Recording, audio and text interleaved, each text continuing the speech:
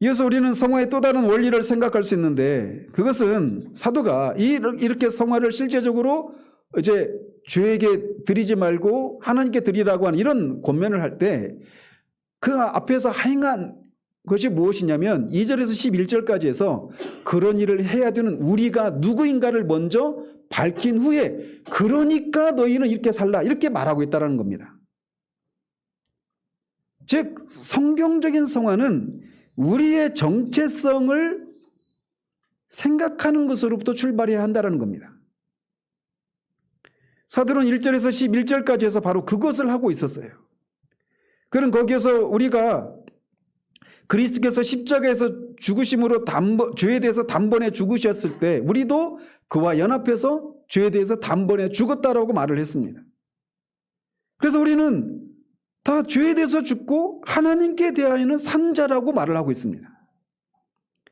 이 말은 4절에서 말하고 있는 것처럼 우리가 새 생명을 가지고 있다라고 하는 것을 의미하는 겁니다. 그래서 그는 우리 자신을 죽은 자 가운데서 살아난 자처럼 하나님께 드리고 우리 지체를 하나님께 드려야 한다라고 말을 합니다. 우리는 우리 속에 새 생명을 가지고 있다라고 하는 것을 늘 기억을 해야 됩니다.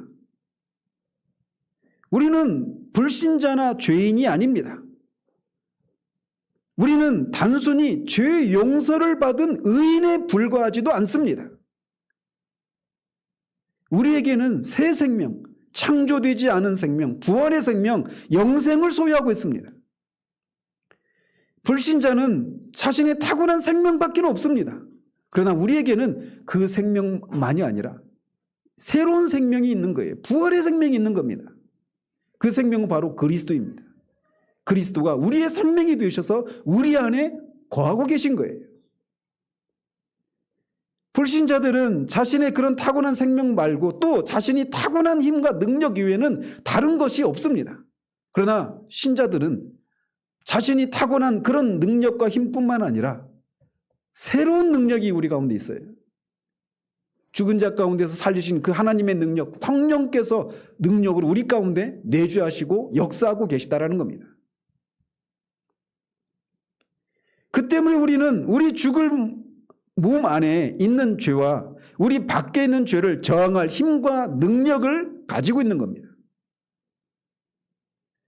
신약 성경은 그렇게 하라고 말하고 아주 담대하게 죄를 저항해라 라고 말하고 있는 겁니다. 싸우라고 담대하게 외치고 있는 거예요. 특무산사가 아무런 무기도 주지 않고 그냥 그 적군과 싸우라고 막 들이미는 것이 아니라 그들에게 필요한 능력과 그런 전술과 그런 것들을 다 주고 갖춰준 다음에 그들에게 그렇게 남자답게 강건하고 싸우라고 믿음에 사는 싸움을 싸우라고 죄에 대해서 저항하라고 대항하라고 그렇게 독려하고 외치고 있는 거예요.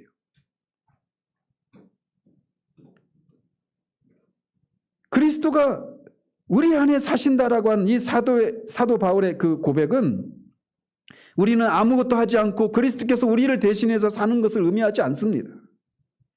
지난주에도 말씀드렸지만 캐직이나 이런 계열이 있는 분이 이걸 주장하지 않아요. 제가 볼 때는 잘못 적용한 사람들이 이런 주장을 한단 말이죠.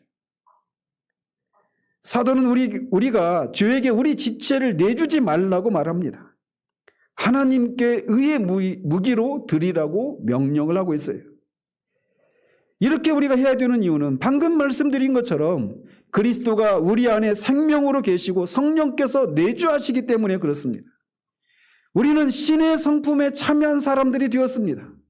더 이상 죄가 주는 그런 것들에 우리가 막 헐떡이면서 달려가는 그런 사람들이 아니에요. 우리는 하늘에 속한 사람들이고 신의 성품에 참여한 하나님의 자녀들이 된 사람들입니다. 우리는 더 이상 옛날에 과거에 그 비참한 상태 가운데 살았던 그런 사람들이 아니란 말이죠. 따라서 우리는 죄에 대항해서 싸울 수 있는 능력이 있는 사람들입니다. 그래서 우리는 믿음의 선한 싸움을 싸울 수 있는 겁니다.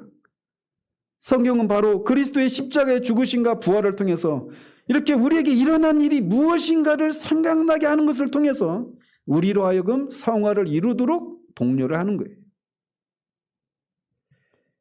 우리 주님은 잡히시기 전날 밤에 소위 대제사장적인 기도를 하십니다. 요한복음 17장에 기록되어 있는데 그중에 그 기도 중에 지금 우리가 살피고 있는 거룩하게 되는 것, 즉 성화와 관련해서 이런 기도를 하셨어요. 그들을 진리로 거룩하게 하옵소서. 아버지의 말씀은 진리니이다. 우리가 거룩해지기는 길은 진리를 아는 것을 통해서 가능해지는 겁니다. 이 진리를 아는 것에 대해서 요한복음 8장에서는 진리를 알지니 진리가 너희를 자유롭게 하리라라고 말씀하십니다. 우리는 그리스도의 십자가와 십자가의 죽으심과 부활을 통해서 우리에게 일어난 일들이 무엇인가를 아는 이 진리를 알 때 우리는 자유롭게 될 수 있습니다. 죄에 대해서 더 저항할 수 있고 대항하고 싸워서 이길 수가 있는 겁니다.